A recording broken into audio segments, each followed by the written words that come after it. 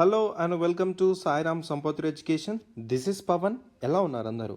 So మనం ఇంతకుముందు క్లాస్లో మనం కొన్ని కరెంట్ అఫైర్స్ అని డిస్కస్ చేసుకున్నాం కదండి. సో ఈరోజు కూడా కొన్ని కరెంట్ అఫైర్స్ అని డిస్కస్ చేసుకుందాం. So let's get in to the discussion. So ఈ క్వశ్చన్ అనేది ఇంతకుముందు ప్రీవియస్ వీడియోలో మీకు ఇవ్వడం జరిగింది. సో ఎంతమంది కరెక్ట్ పెట్టారు, ఎంతమంది రాంగ్ పెట్టారు అని చూద్దాం. సో ఒకసారి క్వశ్చన్ చూద్దాం. So consider the following statements regarding central bank digital currency. Very very important. So reserve bank of India, that is RBI. So India's central bank, that is reserve bank of India launch చేయడం జరిగింది, announce చేయడం జరిగింది central bank digital currency అనేది. So దీనికి సంబంధించిన information అంతా మీకు చెప్తాను, జాగ్రత్తగా నోట్ చేసుకొని పెట్టుకోండి. అండ్ నేను చెప్తున్న క్లాసెస్ ఏవైతే ఉన్నాయో, ఇక్కడ చెప్తున్న ఇన్ఫర్మేషన్ ఏదైతే ఉందో చాలా పర్టికులర్గా సెలెక్టివ్గా తీసుకొని మీకు అందజేయడం జరుగుతుందండి. ఓకేనా? అంటే ఏవైతే ఎగ్జామ్కి మనకి ఇంపార్టెంటో, ఏవైతే మనకి ఎగ్జామ్లో చాలా స్పెసిఫిక్ థీమ్స్లో అడుగుతున్నాడో అట్లాంటి క్వశ్చన్స్ని తీసుకొని ఇక్కడ మీకు డిస్కస్ చేయడం జరుగుతుంది. సో యూటిలైజ్ చేసుకోండి. సో చాలా మీకు యూజ్ అవుతుంది. ఓకేనా? రైట్. సో ఏం చేయాలి, జస్ట్ ఒక A4 షీట్ అయితే పేపర్ పెట్టుకోండి, ఒక బుక్ అయినా పెట్టుకోండి. సో డిస్కస్ చేసుకున్న ప్రతి ఒక్క టాపిక్ మీద జస్ట్ ఒక నోట్స్ అనేది ప్రిపేర్ చేసుకొని పెట్టుకోండి. ఓకేనా? రైట్, సరిపోతుంది.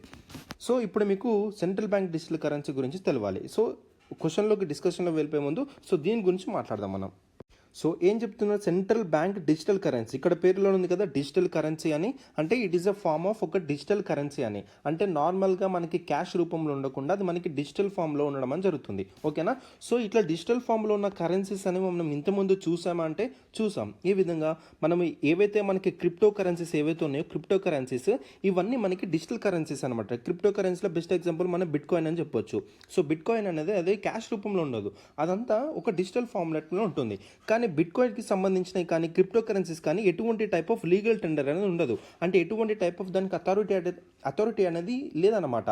సో కానీ ఈ సెంట్రల్ బ్యాంక్ డిజిటల్ కరెన్సీ ఏవైతే ఉందో ఇది మనకి లీగల్ టెండర్గా మనకి ప్రొవైడ్ చేయడం జరుగుతుంది. అంటే దీనికి అథారిటీగా ఎవరు ఉంటున్నారు, మనకి ఆర్బీఐ ప్రొవైడ్ చేయడం జరుగుతుంది. అర్థమవుతుందా? So very very important. So central bank is legal tender for the digital form of this currency, that is central bank digital currency. అర్థమవుతుందా? So very very very important. So and అదేవిధంగా same as fiat మనీగా కూడా ఉండమని జరుగుతుంది. Fiat money అంటే ఏంటి sir? So fiat money అంటే ఏదైనా కరెన్సీని లీగల్ టెండర్ ద్వారా మనము రెగ్యులేట్ చేస్తే, గవర్నమెంట్ అనేది ఏదైనా లీగల్ టెండర్ ద్వారా రెగ్యులేట్ చేస్తే ఆ మనీని మనం ఫియట్ కరెన్సీ అని అంటాం అనమాట. So central bank digital currency ఏదైతే ఉందో ఇది మనకి fiat money. But crypto currency ఏదైతే ఉందో it's not a fiat money అనమాట. దయచేసి గుర్తించండి. ఓకేనా? So very very important. So ఈ క్రిప్టో కరెన్సీని రెగ్యులేట్ చేయడానికి ఇటువంటి టైప్ ఆఫ్ డిజిటల్ కరెన్సీని ఎక్కువ వస్తున్నాయి కాబట్టి దానికి అనుగుణంగా మనకి సొంతంగా ఒక డిజిటల్ కరెన్సీని లాంచ్ చేద్దామని చెప్పేసి చాలా కంట్రీస్ లాంచ్ చేస్తున్నాయి. అందులో భాగంగా మన ఇండియా కూడా ఈ డిజిటల్ కరెన్సీని లాంచ్ చేసిందనమాట.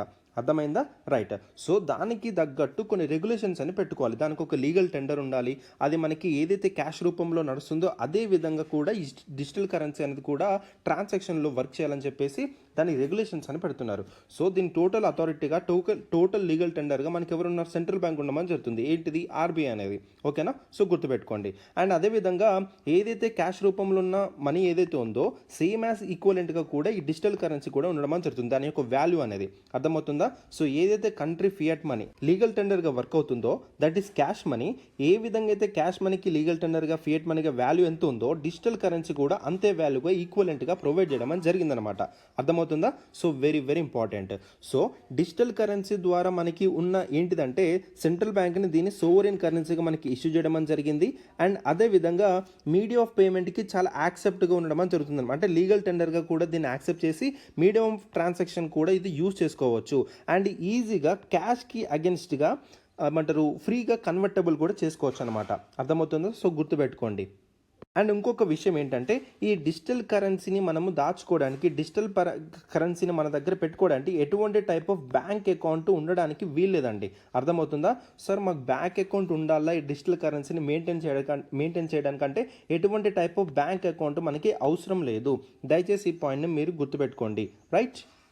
అండ్ అదేవిధంగా ఇంకొక ఇంపార్టెంట్ పాయింట్ అంటే మనకి ఫైనాన్షియల్ సిస్టంలో ఈ క్యాష్ని ప్రొవైడ్ చేయడానికి కాస్ట్ ఆఫ్ మెయింటెనెన్స్ అనేది కూడా సెంట్రల్ బ్యాంక్ భరించడం జరుగుతుంది. కానీ ఈ సెంట్రల్ బ్యాంక్ డిజిటల్ కరెన్సీ తీసుకురావడం వల్ల మనకి ఈ యొక్క ఫైనాన్షియల్ సిస్టంలో కాస్ట్ ఆఫ్ మెయింటెనెన్స్ కూడా తగ్గడం జరుగుతుంది అనమాట. అర్థమవుతుందా? సో ఇక్కడ ఇచ్చిన స్టేట్మెంట్స్ మీరు చూసినట్టయితే ఇక్కడ ప్రొవైడ్ చేసిన ఇన్ఫర్మేషన్ ఏంటి, దానికి ఒక లీగల్ టెండర్ ఉండడం జరుగుతుంది, ఫియట్ మనీకి ఉన్న వాల్యూ దాంట్లో ఉండడం జరుగుతుంది, అంటే ఎక్స్చేంజబుల్ 1-to-1 జరుగుతుంది అనమాట. అర్థమవుతుందా? సో అండ్ ఏదైతే క్యాష్కి ఈక్వలెంట్గా వాల్యూ ఉందో సేమ్ అదే విధంగా డిజిటల్ కరెన్సీ కూడా సేమ్ వాల్యూ ఇవ్వడం అని జరుగుతుంది. ఓకేనా. సో ఈ యొక్క డిజిటల్ కరెన్సీని మనం మెయింటైన్ చేయడానికి మనకి ఎటువంటి బ్యాంక్ అకౌంట్ అన్న కావాలి సార్ అంటే ఎటువంటి టైప్ ఆఫ్ బ్యాంక్ అకౌంట్ మనకు అవసరం లేదు. అర్థమవుతుందా. So very very important. And against క్యాష్కి ఇది ఈజీగా కన్వర్ట్ చేసుకోవచ్చు. అండ్ అదేవిధంగా మీడియా ఆఫ్ పేమెంట్కి యాక్సెప్ట్ కూడా చేయడం అని జరుగుతుంది. సో ఇక్కడ ఇచ్చిన మీరు స్టేట్మెంట్స్ చూసినట్టయితే ఏదైతే సెంట్రల్ బ్యాంక్ డిజిటల్ కరెన్సీ ఉందో is fixed by the central bank. దాని యొక్క వాల్యూ అనేది is fixed by central bank and equivalent to the countries fiat money. ఏదైతే మన కంట్రీలో ఫియట్ మనీ వాడుతున్నామో క్యాష్ రూపంలో వాడుతున్నామో సేమ్ యాజ్ ఈక్వలెంట్గా కూడా సెంట్రల్ బ్యాంక్ డిజిటల్ కరెన్సీకి ఇవ్వడం అని జరిగింది సెంట్రల్ బ్యాంక్ దానికి వాల్యూ అనేది. సో నేను అదే కదా చెప్పింది, క్యాష్ మనకి ఉన్న వాల్యూగా డిజిటల్ కరెన్సీ కూడా ఈక్వలెంట్ వాల్యూ ప్రొవైడ్ చేయడం అని జరుగుతుంది అనమాట. సో ఇక్కడ ఇచ్చిన స్టేట్మెంట్ ఏదైతే ఉందో కరెక్ట్. ఓకేనా. సో గుర్తుపెట్టుకోండి. So CBDs, that is central bank digital currency, decrease the cost of maintenance that a complex financial system requires. So అదే కదా నేను చెప్పింది. సో మనకు ఫైనాన్షియల్ సిస్టంలో ఒక క్యాష్ని మెయింటైన్ చేయడానికి కాస్ట్ ఆఫ్ మెయింటెనెన్స్ అవడం అని జరుగుతుంది అనమాట. కానీ CBDSని ఆ కాస్ట్ ఆఫ్ మెయింటెనెన్స్ని డిక్రీజ్ చేయడం అని జరుగుతుంది. It will not increase. దయచేసి ఈ పాయింట్ని మీరు గుర్తుపెట్టుకోండి. So which of the above statements given our correct అంటున్నాడు. ఇక్కడ ఇచ్చిన 2 స్టేట్మెంట్స్ అనే కరెక్ట్ అండి. సో both 1 and 2 అనే మనకి కరెక్ట్ ఆన్సర్ అవుతుంది. So very very very important. అర్థమైందని అనుకుంటున్నాను. సో నేను ఇక్కడ మీకు చాలా ఇంపార్టెంట్ ఇన్ఫర్మేషన్ అయితే ప్రొవైడ్ చేయడం అని జరిగింది. సో మీరు ఏం చేయండి, కొంచెం మీరు గూగుల్ సెర్చ్ చేయండి. Just central bank digital currency అని కొడితే మీకు సంబంధించిన కొన్ని ఇన్ఫర్మేషన్ రావడం అని జరుగుతుంది. జస్ట్ ఒక 2-3 పాయింట్స్ వాల్యుయేషన్ చేసుకొని అక్కడ నోట్ చేసుకొని పెట్టుకోండి. అర్థమవుతుందా. సో ఎగ్జామ్ పరంగా ఏ విధంగా ఏ కార్నర్ నుంచి అడగవచ్చు ఈ సెంట్రల్ బ్యాంక్ డిజిటల్ కరెన్సీ గురించి అనేది మీకు ఇక్కడ ప్రొవైడ్ చేయడం అని జరిగింది. అర్థమైందని అనుకుంటున్నాను. సో ఎవరు కరెక్ట్ పెట్టారు ఎవరు రాంగ్ పెట్టారు అనేది ఒకసారి చూసుకోండి. ఓకేనా. Right. With reference to the millets and Shri Anna consider the following statements. Very very important అండి millets and Shri Anna. So డిస్కషన్లోకి వెళ్ళిపోయే ముందు దీని గురించి కొన్ని ఇంపార్టెంట్ డేటా మీకు ప్రొవైడ్ చేస్తాను, జాగ్రత్తగా వినండి. ఓకేనా. So in the union budget in the year of 2023-2024 union budget టైంలో మిల్లెట్స్ని శ్రీ అన్నగా రిఫర్ చేయడం అని జరిగిందనమాట. సో చాలా చాలా ఇంపార్టెంట్ పాయింట్ గుర్తుపెట్టుకోండి. So millets has been referred as a Shri Anna in the union budget 2023-2024. ఓకేనా. సో మిల్లెట్స్ గురించి ఎందుకు చెప్తున్నానంటే సో చూద్దాం. మీకు చెప్తున్న ఇన్ఫర్మేషన్ బట్టి ఇది ఎంత ఇంపార్టెంట్ మీకు అర్థమవుతుంది. So in the year 2018 millets ఏవైతే ఉన్నాయో ఇవి న్యూట్రిసెల్స్గా డిక్లేర్ చేయడం అని జరిగిందనమాట. ఓకేనా. సో 1 district 1 program స్కీమ్ కింద గవర్నమెంట్ అనేది ఈ మిల్లెట్స్ని తీసుకొని 19 డిస్ట్రిక్ట్స్ని సెలెక్ట్ చేసుకోవడం జరిగింది. సో మిల్లెట్స్ ఏవైతే ఉన్నాయో ఒక 19 డిస్ట్రిక్ట్స్ ఆఫ్ ద కంట్రీని 1 district 1 ప్రోడక్ట్ కింద సెలెక్ట్ చేయడం జరిగిందనమాట. ఓకేనా. సో వెరీ వెరీ ఇంపార్టెంట్ గుర్తుపెట్టుకోండి. సార్ అసలు మిల్లెట్స్ అంటే ఏంటి సార్ అంటే మనము రాగి, జోవర్, సామ, బాజ్రా, వరిగా ఇవన్నీ టైప్ ఆఫ్ కామన్ మిల్లెట్స్ అన్నమాట. అర్థమవుతుందా. సో ఈ మిల్లెట్స్ని మనము కోర్స్ గెయిన్స్ అని పేరుతో కూడా పిలవడం జరుగుతుంది. సో ఏంటి కోర్స్ గ్రెయిన్స్ అని పేరుతో కూడా పిలుస్తారు. ఓకేనా. సో దీన్ని సూపర్ ఫుడ్ అని కూడా పిలుస్తారు నాన్న. సో గుర్తుపెట్టుకోండి ఈ పేర్లు అనేవి మీకు చాలా చాలా ఇంపార్టెంట్. అండ్ మనకి ఇండస్ వ్యాలీ సివిలైజేషన్లో బ్యాక్ టు ద 3000 BC ఆ టైంలో మిల్లెట్స్ ఏవైతే ఉన్నాయో it is the first crops to be డొమెస్టికేటెడ్గా కూడా మనకి ఎవిడెన్స్ అనేది ఉందన్నమాట. So the evidence of millets consumption date Indus valley సివిలైజేషన్లో కూడా మనం చూసాం. సో ఇది కూడా మీరు గుర్తుపెట్టుకోండి, చాలా చాలా ఇంపార్టెంట్. సో ఇండస్ వ్యాలీ సివిలైజేషన్లో కూడా మనం చూసాం it is a first crops to B domesticated అనే పాయింట్ మీరు గుర్తుపెట్టుకోండి. ఓకేనా. సో అండ్ అదేవిధంగా దీనికి సంబంధించిన కొన్ని క్లైమేటిక్ కండిషన్స్ అనేవి చూద్దామండి. ఓకేనా. సో మిల్లెట్స్ గ్రో కావడానికి ఎటువంటి టైప్ ఆఫ్ క్లైమేటిక్ కండిషన్స్ అనేవి కావాలంటే మన ఇండియాలో మనకు మెయిన్గా రాబీ క్రాప్స్ అండ్ ఖారిఫ్ క్రాప్స్ చూస్తాం. మరి మిల్లెట్స్ ఏ క్రాప్ కిందకి వస్తుందంటే మనకి ఖారిఫ్ క్రాప్స్గా రావడం జరుగుతుంది మెయిన్గా అయితే. So mainly a kharif crop in India అనమాట. ఓకేనా. సో మనకి టెంపరేచర్గా చూసుకుంటే 27 degrees centigrade to 32 degrees centigrade దీనికి కావాలి అనమాట క్లైమేట్ టెంపరేచర్. అండ్ రెయిన్ఫాల్ చూసుకుంటే అరౌండ్ 50 నుంచి 100 సెంటీమీటర్స్ ఉండాలి. ఓకేనా. అండ్ అదేవిధంగా సాయిల్ టైప్. సో ఇక్కడ మనకి ఇన్ఫీరియర్ ఆల్యువెల్ సాయిల్ కావచ్చు, లోమీ సాయిల్.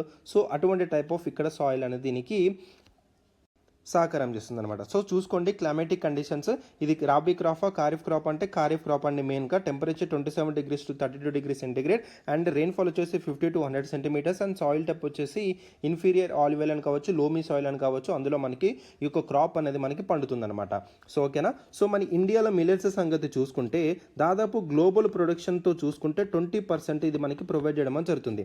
సో ఏషియాతో పోల్చుకుంటే, ఏషియాలో ఓన్లీ ఏషియా కాంటినెంట్తో పోల్చుకుంటే 80% మనకి ప్రొడక్షన్ చేయడం జరుగుతుంది. సో గ్లోబల్ ప్రొడక్షన్లో 20%, ఏషియాస్ ప్రొడక్షన్లో చూసుకుంటే మనకి 80% ఉండడం జరిగిందనమాట. ఓకేనా. సో మెయిన్గా మన ఇండియాలో మనకి కామన్గా మిల్లెట్స్ చూసి ఏంటండి, రాగి, జోవర్, సో బాజ్రా, ఇటువంటి టైప్ ఆఫ్ అనమాట. ఓకేనా. So very very important. And అదేవిధంగా ఇండియాలో టాప్ మిల్లెట్స్ ప్రొడ్యూసింగ్ స్టేట్స్ ఏవంటే గుర్తుపెట్టుకునేది కూడా రాజస్థాన్, కర్ణాటక, మహారాష్ట్ర, మధ్యప్రదేశ్, ఉత్తరప్రదేశ్.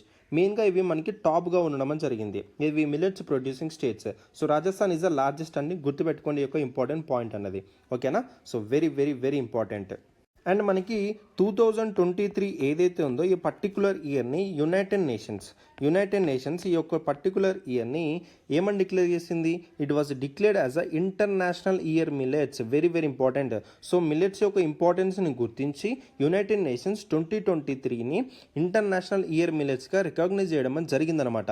అంటే ఎందుకు రికగ్నైజ్ చేసిందంటే అటు డొమెస్టిక్ పర్పస్ గాను అటు గ్లోబల్ డిమాండ్ గాను దాని యొక్క ఈ యొక్క న్యూట్రిషనల్ ఫోర్స్ని పీపుల్కి అందించడానికి, దాని ఇంపార్టెన్స్ని గుర్తించడానికి ఇది ఇంటర్నేషనల్ ఇయర్ మిల్లెట్స్గా 2023ని యునైటెడ్ నేషన్స్ డిక్లేర్ చేయడం జరిగింది. అర్థమవుతుందా. సో ఈ యొక్క మిల్లెట్స్ ద్వారా మనకి చాలా సోర్స్ ఆఫ్ ప్రోటీన్స్ వస్తాయి అండ్ అదేవిధంగా ఒక fibre type of micro nutrients కావచ్చు, కాల్షియం కావచ్చు, ఐరన్, ఫాస్ఫరస్ ఇవన్నీ మనకి అందజేయడం జరుగుతుందన్నమాట. అర్థమవుతుందా. సో వెరీ వెరీ ఇంపార్టెంట్ అండి ఈ మిల్లెట్స్. మీకు అర్థమైందని అనుకుంటున్నాను. సో ఇక్కడ మీకు క్లైమేటిక్ కండిషన్స్ అండ్ అదేవిధంగా ఇటు గ్లోబల్గా కానీ దాని యొక్క ప్రొడక్షన్ గురించి కానీ అండ్ అదేవిధంగా ఇక్కడ 2023లో శ్రీ అన్నగా దీన్ని రిఫర్ చేయడం జరిగింది. 2018లో మిల్లెట్స్ అండ్ న్యూట్రీ సెరల్స్గా అనౌన్స్ చేయడం జరిగింది. 1 district 1 ప్రోగ్రామ్ కింద మనకి మిల్లెట్స్ ఏవైతే ఉన్నాయో కంట్రీలో 19 districtsని సెలెక్ట్ చేసుకోవడం జరిగింది. ఈ యొక్క మిల్లెట్స్ని కోర్స్ గ్రెయిన్స్ అంటారు, సూపర్ ఫుడ్ అంటారు. అండ్ ఐవీసీలో millets are the first domesticated అనే పాయింట్ కూడా మీరు గుర్తుపెట్టుకోండి. అండ్ గ్లోబల్ ప్రొడక్షన్లో చూసుకుంటే ఇండియా 20%, ఏషియా వైజ్గా చూసుకుంటే 80%. అండ్ టాప్ ప్రొడ్యూసింగ్ స్టేట్స్ ఏంటంటే Rajasthan, Karnataka, Maharashtra, Madhya Pradesh, Uttar Pradesh. And climatic conditions ఏమో ఇలా మనకి ఉండడం జరిగింది. Kharif crop and 27 degrees centigrade to 32 degrees centigrade temperature and rainfall వచ్చేసి 50 to 100 సెంటీమీటర్. ఓకేనా. సో గుర్తుపెట్టుకోండి ఇంపార్టెంట్ పాయింట్స్ అనేవి. అండ్ యునైటెడ్ నేషన్స్ని యొక్క ఈ మిల్లెట్స్ని యొక్క ఇంపార్టెన్స్ గుర్తించి 2023ని ఇంటర్నేషనల్ ఇయర్ మిల్లెట్స్గా కూడా దీన్ని రికగ్నైజ్ చేయడం జరిగిందనమాట. ఓకేనా. So very very very important. అర్థమైందని అనుకుంటున్నాను. ఓకేనా. రైట్. సో రీసెంట్గా మనకి మినిస్ట్రీ ఆఫ్ హోమ్ అఫైర్స్ వాళ్ళు ఏం చేశారంటే ఈ యొక్క మిల్లెట్స్ని ఇంట్రడ్యూస్ చేయడం జరిగింది. అంటే Shri Anna in the meals of like central armed forces ఎవరైతే ఉన్నారో and national disaster response force ఎవరైతే ఉన్నారో వాళ్ళ యొక్క మీల్స్లో ఈ యొక్క మిల్లెట్స్ని ఇంట్రడ్యూస్ చేయడం జరిగింది. సో వాళ్ళకి ఏదైతే మీల్స్ ప్రొవైడ్ చేస్తున్నారో ఆ మీల్స్లో ఒక 30% ఆఫ్ మిల్లెట్స్ వాళ్ళకి ప్రొవైడ్ చేయడం జరుగుతుందన్నమాట. అర్థమవుతుందా. సో ఎందుకు మీల్స్ ఈ యొక్క మిల్లెట్స్ ద్వారా చాలా మంచి హెల్త్ కండిషన్స్ రావడం జరుగుతుంది. ఓకేనా. So very very important. So next ఇంకా చూసుకుంటే ఇక్కడ మనకి ఇచ్చిన statement, the ministry of home affairs has recently decided to introduce millets Shri Anna in the meals of personnel of central armed forces and national disaster response force. ఇది న్యూస్లో ఉంది కాబట్టి మనకి స్టేట్మెంట్ అదేవిధంగా ఇవ్వడం జరిగింది. సో అదే స్టేట్మెంట్ కాకుండా మనకి మిల్లెట్స్ సంబంధించిన స్టాటిక్ పార్ట్ ఏదైతే ఉందో దీన్ని ఏమంటారు, దీనికి ప్రొడక్షన్ ఏంటి, క్లైమేటిక్ కండిషన్స్ ఏంటి, ఇంటర్నేషనల్ ఇయర్స్ ఏంటి, దాని గురించి అడగవచ్చు. ఇక్కడ ఇచ్చిన స్టేట్మెంట్ 1 అనేది కరెక్ట్. సెకండ్ స్టేట్మెంట్ చూడండి, the United Nations are declare 2023 the international year millets. అర్థమవుతుందా. Very very important. ఇక్కడ ఇంటర్నేషనల్ ఇయర్ మిల్లెట్స్ మీరు గుర్తుపెట్టుకోండి. అదే ఇయర్ 2023 ఎవరు డిక్లేర్ చేశారు, యునైటెడ్ నేషన్స్ అనేది గుర్తుపెట్టుకోండి. ఇక్కడ మనకి వరల్డ్ హెల్త్ ఆర్గనైజేషన్ అను వేరే ఆర్గనైజేషన్ ఇచ్చి మనకి కన్ఫ్యూజ్ చేస్తాడు. దయచేసి కన్ఫ్యూజ్ అవ్వకండి. సో ఇక్కడ ఆన్సర్ ఏంటి, United nations has declare 2023 the international years అనే పాయింట్ మీరు గుర్తుపెట్టుకోవాలి. సెకండ్ స్టేట్మెంట్ అనేది కూడా కరెక్ట్. సో అందుకే ఇక్కడ ఆన్సర్ ఏమవుతుంది, సి బోత్ 1 and 2 అనేది మనకి కరెక్ట్ ఆన్సర్ అవుతుంది. అర్థమైందా. సో మిమ్మల్ని ట్రికీ చేయడానికి ఏంటంటే ఇక్కడ ఇయర్ అన్న మార్చవచ్చు, లేదంటే ఇక్కడ ఆర్గనైజేషన్ అన్న మార్చవచ్చు. అర్థమవుతుందా. సో దయచేసి ఈ పాయింట్ని మీరు గుర్తుపెట్టుకోండి. ఓకేనా. సో చాలా జాగ్రత్త చదవండి. ఇంకోసారి మిల్లెట్స్ గురించి ఏదైనా క్వశ్చన్ వచ్చినప్పుడు మీరు ఎక్కడ మీరు తప్పు చేయొద్దు. అందుకే మీకు ఇక్కడ ఇన్ఫర్మేషన్ అని ప్రొవైడ్ చేయడం జరిగింది. దయచేసి ఈ పాయింట్స్ని నోట్ చేసుకొని పెట్టుకోండి. ఓకేనా. సో ఒక్కో క్వశ్చన్కి చాలా ఇన్ డీటెయిల్గా చాలా టైం తీసుకొని మీకు ప్రొవైడ్ చేయడం జరుగుతుంది. ఓకేనా. Right. So use this classes. Right. So ఫర్దర్గా ఇంకా డిస్కషన్లోకి వెళ్ళిపోయే ముందు సో టీఎస్పీఎస్సీ గ్రూప్ 1 ఆస్పిరెంట్స్కి ఇక్కడ కోర్స్ మోడ్లో అందించడం అని జరుగుతుందండి. సో ఇక్కడ ప్రిలిమ్స్ కమ్ మెయిన్స్లో అందించడం అని జరుగుతుందండి. 1 year వ్యాలిడిటీతో 13,000 అండ్ 2 years వ్యాలిడిటీతో 15,000 అందించడం అని జరుగుతుంది. సో ఎంటైర్ సిలబస్ ఏదైతే ఉందో చాలా కాంప్రహెన్సివ్ కవర్ చేయడం అని జరుగుతుంది. And Telangana specific topics like Telangana history, Telangana economy, Telangana geography అది కూడా కవర్ చేయడం అని జరుగుతుంది అనమాట. సో మీకు గ్రూప్ 1లో మీకు జాబ్ రావాలంటే ప్రిలిమ్స్ ఒకటే సరిపోదండి. మెయిన్స్ అనేది చాలా కీ రోల్ ప్లే చేయడం అని జరుగుతుంది. మెయిన్స్ తోటే మీకు జాబ్ రావడం అని జరుగుతుంది అనమాట. సో మెయిన్స్ ఆన్సర్ రైటింగ్ మీద చాలా ఫోకస్గా చేయడం అని జరుగుతుంది. అండ్ ఇందులోనే మీకు టెస్ట్ సిరీస్ కూడా ఇంక్లూడ్ అవ్వడం అని జరుగుతుంది అనమాట. సో ఓకేనా. సో 6305955532 ఈ నెంబర్కి కాల్ చేసి రిజిస్టర్ అవ్వండి. సార్ మాకు ప్రిలిమ్స్ వద్దు, ఓన్లీ మెయిన్సే కావాలంటే ఈ కోర్స్ అండి మీకు. ఓకేనా. సో ఎంటైర్ మెయిన్ సిలబస్ ఏదైతే ఉందో ఒక 500 క్వశ్చన్స్తో 500+ క్వశ్చన్తో ఎంటైర్ సిలబస్ కవర్ చేయడం అని జరుగుతుంది. అండ్ మెయిన్ సిలబస్లో మెన్షన్ చేసిన ఈచ్ అండ్ ఎవ్రీ వర్డ్ చాలా డీటెయిల్గా డిస్కస్ చేయడం అని జరుగుతుంది. మీకు మెయిన్స్ ఎగ్జామ్లో మనకి ఏంటంటే ఇంట్రో ఉంటుంది, బాడీ ఉంటుంది, కంక్లూజన్ ఉంటుంది. సో ఈ ఇంట్రోస్ అండ్ కంక్లూజన్స్ అని మనం రెడీమేడ్గా ప్రిపేర్ చేసుకొని పెట్టుకోవచ్చు. సో మెయిన్స్ ఎగ్జామ్లో మనకి ఈ బాడీ అనేది అకార్డింగ్ టు ద క్వశ్చన్ మనకి మారుతూ ఉంటుంది. సో ఇక్కడ మీకు రెడీమేడ్ ఇంట్రోస్ అండ్ కంక్లూజన్స్ కూడా ఇవ్వడం అని జరుగుతుంది ఈచ్ అండ్ ఎవ్రీ టాపిక్ ఈ సిలబస్లో మెన్షన్ చేసిన ప్రకారంగా. సో ఇది కూడా మీకు 1 year వ్యాలిడీతో 8,000 అండ్ 2 year వ్యాలిడిటీస్తో 10,000 అందించడం అని జరుగుతుంది అనమాట. ఓకేనా. సో ఈ యొక్క కోర్స్ కూడా ఈ 6305955532కి కాంటాక్ట్ అయ్యి రిజిస్టర్ అవ్వండి. ఓకేనా. This will be the best decision అండి. చాలా మంచి క్లాసెస్ అందించడం అని జరుగుతుంది సాయిరామ్ సంపత్రావు ఎడ్యుకేషన్ ఛానల్లో. ఓకేనా. Right. Thank you. Project Dandak is an overseas project of the Border Road Organization in which one of the following countries. So ఈ యొక్క ప్రాజెక్ట్ దండక్ ద్వారా ఈ బార్డర్ రోడ్ ఆర్గనైజేషన్ అనేది ఏ కంట్రీకి మనకి అందజేయడం అని జరుగుతుంది. అంటే అక్కడ మనకి లైక్ హైవేస్ కావచ్చు, టెలికమ్యూనికేషన్ కావచ్చు, సో అట్లాంటివి అక్కడ కన్స్ట్రక్ట్ చేయడం అని జరుగుతుంది అనమాట. ఈ యొక్క బార్డర్ రోడ్ ఆర్గనైజేషన్ అనేది అండర్ ఏ ప్రాజెక్ట్ కింద? ప్రాజెక్ట్ దండక్ కింద. అర్థమవుతుందా? సో ఈ యొక్క ప్రాజెక్ట్ దండక్ అనేది చూసుకుంటే 24th April 1961 టైంలో మనకి ఎస్టాబ్లిష్ అవ్వడం జరిగింది. It was an agreement between the Bhoodan and India అండి. ఓకేనా. సో అప్పుడు భూతాన్ థర్డ్ కింగ్ అండ్ అదేవిధంగా ఇండియా ప్రైమ్ మినిస్టర్ అయిన జవహర్లాల్ నెహ్రూ గారితో అప్పుడు మనకి ఒప్పందం అనేది జరిగిందనమాట. ఈ యొక్క అగ్రిమెంట్ అనేది జరిగింది. సో ఈ యొక్క అగ్రిమెంట్లో ఏంటి, దీని యొక్క ప్రైమరీ ఫోకస్ ఏంటంటే ఇన్ఫ్రాస్ట్రక్చర్ అండ్ అదేవిధంగా కనెక్టివిటీ ప్రొవైడ్ చేయడం. ఇక్కడ remote areas of Bhoodan, very very important, గుర్తుపెట్టుకోండి. ఓకేనా. సో రిమోట్ ఏరియాస్ ఆఫ్ భూతాన్లో అక్కడ ఇన్ఫ్రాస్ట్రక్చర్ డెవలప్ చేయడం అండ్ అదేవిధంగా కనెక్టివిటీని ప్రొవైడ్ చేయడం కోసము తీసుకురావడం అని జరిగిందనమాట. ఓకేనా. సో వెరీ వెరీ ఇంపార్టెంట్, గుర్తుపెట్టుకోండి. నేపాల్ కాదు, ఆన్సర్ ఇస్ భూటాన్. ఓకేనా. So B is the correct answer. Very very important. Project Dantak is related to Bhutan అనే పాయింట్ గుర్తుపెట్టుకోండి. ఓకేనా. రైట్. నెక్స్ట్ చూడండి. Consider the following statements regarding Black Sea green initiative. చాలా important అండి. Black Sea green initiative అనేది మనకి న్యూస్లో ఉంది.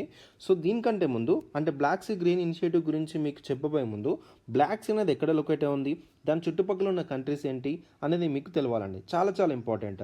ఇక్కడ మీకు మ్యాపింగ్ అనేది కూడా మీకు కీ రోల్ అండి. ఓకేనా. సో దాని మీద కూడా మనకి క్వశ్చన్స్ వచ్చే ఛాన్సెస్ ఉన్నాయి కాబట్టి సో బ్లాక్ సీ ఎక్కడ ఉంది, దాని చుట్టుపక్కల ఉన్న కంట్రీస్ ఏందని కూడా డీటెయిల్గా చెప్తాను, జాగ్రత్తగా వినండి. ఓకేనా. రైట్. చూడండి, ఇది మనకి బ్లాక్ సీ అనమాట. చాలా ఇంపార్టెంట్. సో ఇది మనకి ఈస్టర్న్ యూరోప్కి అండ్ అదేవిధంగా వెస్టర్న్ ఏషియాకి మధ్యలో మనకి లొకేట్ ఉందండి. ఓకేనా. సో చాలా ఇంపార్టెంట్. యూరోప్కి ఎటు సైడ్? ఈస్టర్న్ యూరోప్కి అలాగే వెస్టర్న్ ఏషియాకి మధ్యలో మనకి లొకేట్ ఉంది మనకి బ్లాక్ సీ అనమాట. ఓకేనా. So very very important. ఈ యొక్క బ్లాక్ సీని ఇంకొక నేమ్తో కూడా పిలుస్తారండి. ఆ పేరు వచ్చేసి మనకి యుక్సెన్ సీ అని కూడా పిలుస్తారు. ఓకేనా. ఈ పేరు కూడా గుర్తుపెట్టుకోండి. It also known as Euxine Sea. ఓకేనా. రైట్. సో ఇక్కడ మీరు గమనించినట్టయితే ఇక్కడ మనకి బ్లాక్ సీ ఉంది, ఇక్కడ మనకి సీ ఆఫ్ అజోజ్ ఉంది, ఇక్కడ సీ ఆఫ్ మర్మరా ఉంది. ఇది మనకి ఏజెన్సీ అనమాట. సో ఇక్కడ మనకి నార్త్ నుంచి సౌత్కి కానీ సౌత్ నుంచి నార్త్ కానీ మనకి అడగవచ్చు. Sea of Azov, Sea of Marmara and Sea Aegean. So ఇట్లా నార్త్ నుంచి సౌత్కి, సౌత్ నుంచి నార్త్కి మనకి లొకేట్ చేయమని అడుగుతూ ఉంటాడు క్వశ్చన్స్లో. దయచేసి ఇది కూడా గుర్తుపెట్టుకోండి. రైట్. సో అండ్ అదేవిధంగా ఇక్కడ మనకి బ్లాక్ సీ అండ్ అదేవిధంగా మధ్యలో మనకి బాస్ఫరస్ స్ట్రేట్ ఉంది అండ్ ఇక్కడ మనకి సీ ఆఫ్ మర్మరా ఉంది, మళ్ళీ ఇంకొక డార్డనల్ స్ట్రేట్ ఉంది అండ్ ఏజెన్సీ ఉంది, దాంతో మనకి మెడిటేరియన్ సీ ఉందన్నమాట. సో ఇక్కడ మనకి బ్లాక్ సీని అండ్ సిఎఫ్ మర్మరాన్ని కలిపేది మనకి బాస్ఫరస్ స్ట్రైట్ అనమాట. చాలా చాలా ఇంపార్టెంట్, గుర్తుపెట్టుకోండి. అండ్ సిఎఫ్ మర్మరాని ఏజెన్సీని కలిపేది డాటనల్ స్ట్రైట్. స్ట్రైట్ అంటే అర్థం ఏంటంటే ఓ 2 వాటర్ బాడీ ఛానల్స్ని కలిపేదాన్ని మనం స్ట్రైట్ అంటాం అనమాట. చాలా చాలా ఇంపార్టెంట్ స్ట్రైట్స్ అనేటివి. So important Strides in the world అని కొడితే మీకు చాలా ఇంపార్టెంట్ వస్తాయండి, అవి కూడా మీరు నేర్చుకోవాలి, రైట్? సో ఇక్కడ మీకు అర్థమైందని అనుకున్నాను. సో బ్లాక్ సీని సీ ఆఫ్ మర్మరాన్ని కలిపే స్టేట్ ఏంటి? Bosphorus strait. And Sea of మర్మరాన్ని ఏజియన్ సీని కలిపేది డాటనల్ స్టేట్. అండ్ ఇక్కడ నార్త్ నుంచి సౌత్ కనుక చూసుకుంటే సీ ఆఫ్ అజోజ్ ఉంది, ఇక్కడ మనకి సీ ఆఫ్ అజోజ్ ఉంది. అండ్ సీ ఆఫ్ మర్మర్ ఇక్కడ ఉంది. అండ్ సౌత్లో మనకి ఏజియన్సీ ఉంది, దాని తర్వాత మనకి మెడిటేరియన్ సీ ఉందన్నమాట. సో ఈ విధంగా కూడా గుర్తుపెట్టుకోవడానికి ట్రై చేయండి, ఓకేనా? సో మనకు మ్యాపింగ్ క్వశ్చన్స్ అనేటివి ఈ విధంగానే వస్తాయి, ఓకేనా? రైట్. సో ఇప్పుడు మీకు బ్లాక్ సీతో ఉన్న బ్లాక్ సీతో బార్డర్ ఉన్న కంట్రీస్ ఏంటి చూడండి. రష్యా అండ్ టర్కీ, ఇక్కడ మనకి బల్గేరియా, ఇక్కడ మనకి రొమానియా, ఇక్కడ ఉక్రెయిన్. ఇంకో కంట్రీ చూడండి, ఇక్కడ జార్జియా ఉంది, ఇక్కడ జార్జియా కూడా. So Russia, Georgia, Turkey, Bulgaria, Romania, Ukraine. So ఇవన్నీ బ్లాక్ సీతో మనకి బార్డర్ ఉండడం అని జరిగిందనమాట, ఓకేనా? సో దయచేసి ఈ బార్డర్ కంట్రీస్ అనేవి కూడా గుర్తుపెట్టుకోండి. సో ఇప్పుడు మనం ఇష్యూలోకి వెళ్తే బ్లాక్ సీ గ్రీన్ ఇనిషియేటివ్ కంటే ముందు దీనికి సంబంధించిన కొంచెం బ్యాక్గ్రౌండ్ అని చెప్తాను. సో బ్యాక్గ్రౌండ్ వచ్చేసి ఏంటంటే, రీసెంట్గా చూసుకుంటే మనకి రష్యా ఉక్రెయిన్ వార్ అనేది జరిగిందండి కదా. సో రష్యా ఉక్రెయిన్ వార్ అనేది చాలా రోజులుగా మనకి న్యూస్లో ఉండడం జరిగింది. సో ఈ యొక్క రష్యా ఉక్రెయిన్ వార్ వల్ల చాలా కంట్రీస్ అనేవి ఎఫెక్ట్ అవ్వడం జరిగిందనమాట. సో ఎందుకు? ఈ యొక్క రష్యా నుంచి కానీ ఉక్రెయిన్ నుంచి కానీ చాలా ఎక్స్పోర్ట్స్ కానీ ఇంపోర్ట్స్ కానీ జరిగేవన్నమాట. సో అక్కడ జరిగే ఫుడ్ సంబంధించిన ఐటమ్స్ మిగతా కంట్రీస్ ఇంపోర్ట్ చేసుకొని అక్కడ వాళ్ళు యూటిలైజ్ చేసుకునేవాళ్ళు. సో ఇలా మధ్యలో సప్లై చైన్ డిస్టర్బెన్స్ అనేవి జరిగాయి అన్నమాట. సో ఇక్కడ యుక్రెయిన్ గురించి చూసుకుంటే అండి, ఇక్కడ ఉక్రెయిన్ ఉంది కదా, ఈ యుక్రెయిన్ మీద, సో యుక్రెయిన్ అనేది చాలా లార్జెస్ట్ ఎక్స్పోర్టర్ అండి. దేంట్లో? వీటిలో కానీ, మెయిజ్లో కానీ, అండ్ ర్యాప్సీడ్లో కానీ, సన్ఫ్లవర్ సీడ్స్లో కానీ it was among the largest exporter in the world. అర్థమవుతుందా? మీకు బెస్ట్ ఎగ్జాంపుల్ చూసుకుంటే మన ఇండియాలోనే రష్యా ఉక్రెయిన్ వార్ జరిగే టైంలో మనకి ఆయిల్ ప్రైస్ అనేది ఎంత హైగా వెళ్ళిపోయిందో మీకు అందరికీ తెలిసింది అనుకుంటున్నాను. సో మనకి 150, 120, 150 ఉండాల్సింది దాదాపు 200 ప్లస్ వెళ్ళిపోవడం అనేది జరిగింది కదా. సో ఆ ఆయిల్ సీడ్స్, సన్ఫ్లవర్ సీడ్స్ అనేవి ఇక్కడ నుంచి రావడమే జరుగుతుందన్నమాట. సో అర్థమవుతుందా? సో ఈ విధంగా చాలా సప్లై చైన్ డిస్టర్బెన్స్ అనేవి జరిగాయి అన్నమాట. సో ఈ సప్లై చైన్ డిస్టర్బెన్స్ నుంచి తప్పించుకోవడానికి ఎక్స్పోర్ట్స్ ఇంపోర్ట్స్ అనేవి చాలా ఎటువంటి డిస్టర్బెన్స్ లేకుండా చేసుకుందామని ఒక ఇనిషియేటివ్తో రావడం అని జరిగిందండి. ఎవరు వచ్చారు? United nations. అర్థమవుతుందా? సో ఇక్కడ ఇచ్చిన మీకు స్టేట్మెంట్ చూసినట్టయితే, it was set up to resume vital food and fertilisers exports from Russia to the rest of the world అని అంటున్నాడు. యాక్చువల్లీ మనకి రష్యా నుంచి కాదండి, ఇట్ వాస్ ఫ్రమ్ ఉక్రెయిన్ నుంచి. చాలా చాలా ఇంపార్టెంట్ పాయింట్, ఓకేనా? సో ఈ యొక్క యుక్రెయిన్ అనేది ఇక్కడ ఉంది, ఇక్కడ మనకి యుక్రెయిన్ ఉంది, ఇది మనకి బ్లాక్ సీ. సో ఈ యొక్క బ్లాక్ సీలో ఉక్రెయిన్కి సంబంధించిన 3 పోర్ట్స్ ఉంటాయి. ఆ 3 పోర్ట్స్ నుంచి ఈ యొక్క ఎక్స్పోర్ట్స్ అనేవి చాలా మంచిగా జరగడానికి తీసుకురావడం జరిగిందనమాట. So Black Sea green initiative was set up to resume vital food and fertiliser exports from Ukraine to the rest of the world అనే పాయింట్ గుర్తుపెట్టుకోండి. సో ఇక్కడ ఇచ్చిన ఫస్ట్ పాయింట్ అనేది అబ్సల్యూట్లీ కరెక్ట్, ఓకేనా? So sorry, wrong. ఇక్కడ ఇచ్చింది wrong అనమాట. ఎందుకు? ఇక్కడ రష్యా ఇచ్చాడు కాబట్టి అనేది మనకి తప్పు అవుతుంది. ఒకవేళ ఉక్రెయిన్ అనేస్తే మనకి కరెక్ట్ అయ్యేది. దయచేసి ఈ పాయింట్ మీకు అర్థమైందని అనుకుంటున్నాను, ఓకేనా? Right. So it was brokered between Russia, Ukraine by the United Nations and Turkey. So ఇక్కడ మనకి రష్యా ఉక్రెయిన్ వార్ అనేది జరిగింది. సో ఇటు రష్యాకి ఉక్రెయిన్కి మధ్యలో మనకి బ్రోకర్గా మనకు ఉంది ఎవరంటే యునైటెడ్ నేషన్స్. అండ్ అదేవిధంగా ఇక్కడ ఉన్న టర్కీ కూడా బ్రోకర్గా వహించడం అని జరిగిందనమాట. సో మధ్యవర్తిగా ఉండి సో ఈ యొక్క ఇనిషియేటివ్ని తీసుకురావడం అని జరిగింది. సో ఇది మీకు అర్థమైందని అనుకుంటున్నాను. సో చాలా చాలా important. So Black Sea green initiative అనేది ఏవైతే సప్లై చైన్ డిస్టర్బెన్స్ జరిగాయో due to the Russia Ukraine war వల్ల, సో ఆ యొక్క supply chain disturbance and food crisis రాకుండా ఉండడానికి, ఇంపోర్ట్స్ ఎక్స్పోర్ట్స్ సరిగ్గా జరగడానికి సో ఒక బ్లాక్ సీ గ్రీన్ ఇనిషియేటివ్ అనేది తీసుకురావడం జరిగింది. సో ఉక్రెయిన్ నుంచి ఎక్స్పోర్ట్స్ అనేవి రెస్ట్ ఆఫ్ ద వరల్డ్కి ఈ ఫుడ్ అండ్ ఫెర్టిలైజర్ ఎక్స్పోర్ట్స్ మంచిగా జరగడానికి తీసుకురావడం జరిగింది ఈ యొక్క ఇనిషియేటివ్ అనేది. ఈ యొక్క ఇనిషియేటివ్ని ఎవరి మధ్య జరిపారు? రష్యా ఉక్రెయిన్ మధ్య జరపడం జరిగింది. అండ్ అదేవిధంగా యునైటెడ్ నేషన్స్, టర్కీ వీళ్ళు మధ్యవర్తిగా ఉండి చేయడం జరిగిందనమాట ఈ యొక్క బ్లాక్ సీ గ్రీన్ ఇనిషియేటివ్ అనేది. సో ఇక్కడ మీకు బ్లాక్ సీ యొక్క బార్డర్స్ అర్థమైంది అనుకుంటున్నాను. అండ్ అదేవిధంగా దాని చుట్టుపక్కల ఉన్న టోటల్ కంట్రీస్ కానీ అండ్ స్టేట్స్ కానీ అండ్ నార్త్ నుంచి సౌత్కి ఏమేమి ఉన్నాయని కూడా మీకు చాలా చాలా ఇంపార్టెంట్. సో మీకు బ్లాక్ సీ గ్రీన్ ఇనిషియేటివ్ అనేది మీకు గుర్తుకు రావాల్సింది ఏంటి, ఉక్రెయిన్ నుంచి రెస్ట్ ఆఫ్ ద వరల్డ్కి ఫుడ్ అండ్ ఫెర్టిలైజర్ ఎక్స్పోర్ట్స్ అనేవి రెజ్యూమ్ చేయడానికి తీసుకొచ్చిన ఇనిషియేటివే బ్లాక్ సీ గ్రీన్ ఇనిషియేటివ్ అనే పాయింట్ మీరు గుర్తుపెట్టుకోవాలి. ఓకేనా, రైట్. సో ఇక్కడ ఇచ్చిన 2 స్టేట్మెంట్ ఒక్కటే మనకి కరెక్ట్ కాబట్టి which of the above statements correct అడుగుతున్నాడు. సో B2 ఓన్లీ ఇస్ మనకి కరెక్ట్ ఆన్సర్. సో అర్థమైందని అనుకున్నాను. So very very very important అండి. So Black Sea green initiative ఎప్పుడు వచ్చినా మీరు మర్చిపోవద్దు. ఓకేనా, రైట్. సో దీనికి సంబంధించిన కొంచెం ఇంపార్టెంట్ మీరు ఏం చేయాలంటే కొంచెం నోట్స్ అనేది ప్రిపేర్ చేసుకొని పెట్టుకుంటే సరిపోతుంది. జస్ట్ మీరు కనీసం నేను ఒక 20-25 క్వశ్చన్స్ ఎక్స్ప్లెయిన్ చేస్తున్నాను. సో మంత్కి ఒక 150 క్వశ్చన్స్ వరకు నేను ఎక్స్ప్లెయిన్ చేయబోతున్నాను మీకు. సో దయచేసి యూటిలైజ్ చేసుకోండి సెషన్స్ అనేటివి. ఓకేనా, రైట్. నెక్స్ట్ వెళ్దాం. నెక్స్ట్ చూడండి, consider the following statements regarding article 355 of the Indian constitution. చాలా చాలా ఇంపార్టెంట్ అండి. ఆర్టికల్ 355 ఇది న్యూస్లో ఎందుకుందంటే రీసెంట్గా మనకి జరిగిన మణిపూర్లో ఉన్న సిచ్యువేషన్ మీ అందరికీ తెలుసని అనుకున్నాను. అక్కడ ఉన్న మణిపూర్ సిచ్యువేషన్ టోటల్గా కంట్రోల్ చేయడానికి సెంట్రల్ గవర్నమెంట్ యొక్క ఆర్టికల్ 355ని యూజ్ చేయడం అని జరిగింది. సో టోటల్గా అక్కడ ఉన్న సెక్యూరిటీ ఆఫ్ ద స్టేట్ని టోటల్గా సెంట్రల్ గవర్నమెంట్ ఛార్జ్ చేయడం అని జరిగింది. ఓకేనా, సో ఆర్టికల్ 355 ఏంటి, అసలు సెంట్రల్ గవర్నమెంట్ ఈ ఆర్టికల్ యూజ్ చేయడానికి కారణం ఏంటనేది మనం చూద్దాం. ఓకేనా, సో దీని గురించి మీకు తెలియాలంటే మీకు ఎమర్జెన్సీ ప్రొవిజన్స్ గురించి మీకు ఇన్ డీటెయిల్గా మీకు తెలియాలండి. ఓకేనా, ఏంటి ఎమర్జెన్సీ ప్రొవిజన్స్. సో మీరు ఒక పాలిటీ చదువుంటే ఒక ఎమర్జెన్సీ ప్రొవిజన్స్ గురించి మీకు ఇన్ డీటెయిల్గా తెలిసి ఉంటుంది. ఓకేనా, సో ఎమర్జెన్సీ ప్రొవిజన్స్ చాలా చాలా ఇంపార్టెంట్ అండి. సో ఎక్కడ ప్లేస్ చేశారు మన ఇండియన్ కాన్స్టిట్యూషన్లో మనకి ఎక్కడ Part 18లో ఆర్టికల్స్ 352 నుంచి మనకి ఆర్టికల్ 360 వరకు ఉన్నవే మనకి ఎమర్జెన్సీ ప్రొవిజన్స్ అనమాట. ఈ యొక్క ఎమర్జెన్సీ ప్రొవిజన్స్ అనేవి కాన్స్టిట్యూషన్ 3 టైప్స్గా మనకి ఎక్స్ప్లెయిన్ చేయడం జరిగింది. So national emergency, constitutional emergency and financial emergency. ఓకేనా, national emergency, constitutional emergency, financial emergency. So national emergency సంబంధించిన ఆర్టికల్ ఏంటి, అండర్ ఆర్టికల్ 352 ఏదైతే ఉందో president can declare a national emergency అనమాట. సో ఎప్పుడైనా సెక్యూరిటీ ఆఫ్ ఇండియాకి ఏదైనా భంగం కలుగుతున్నప్పుడు, అంటే ఏదైనా వార్ టైప్ ఆఫ్ సిచ్యువేషన్ ఏర్పడినప్పుడు, లేకపోతే ఏదైనా ఎక్స్టర్నల్ అగ్రెషన్ అనేది ఏర్పడినప్పుడు ప్రెసిడెంట్ ఆర్టికల్ 352 ద్వారా నేషనల్ ఎమర్జెన్సీ ప్రకటించవచ్చు అనమాట. అర్థమవుతుందా? సో చాలా చాలా ఇంపార్టెంట్. సో ఏదైనా వార్ అనేది ఎక్స్టర్నల్ నుంచి వచ్చొస్తే అది మనకి ఎక్స్టర్నల్ ఎమర్జెన్సీ అనమాట. ఏదైనా సిచ్యువేషన్ కానీ ఇంటర్నల్గా ఏర్పడితే దాన్ని ఇంటర్నల్ ఎమర్జెన్సీ అంటాను అనమాట.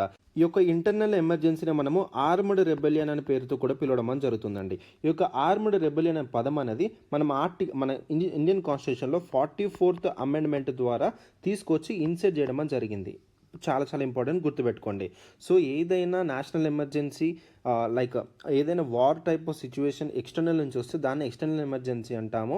ఏదైనా వార్ కానీ ఏదైనా సిచ్యువేషన్ కానీ ఇంటర్నల్గా ఏర్పడితే దాన్ని ఇంటర్నల్ ఎమర్జెన్సీ అంటాం. On the grounds of armed rebellion అనే పేరుతో పిలుస్తున్నారు అనమాట.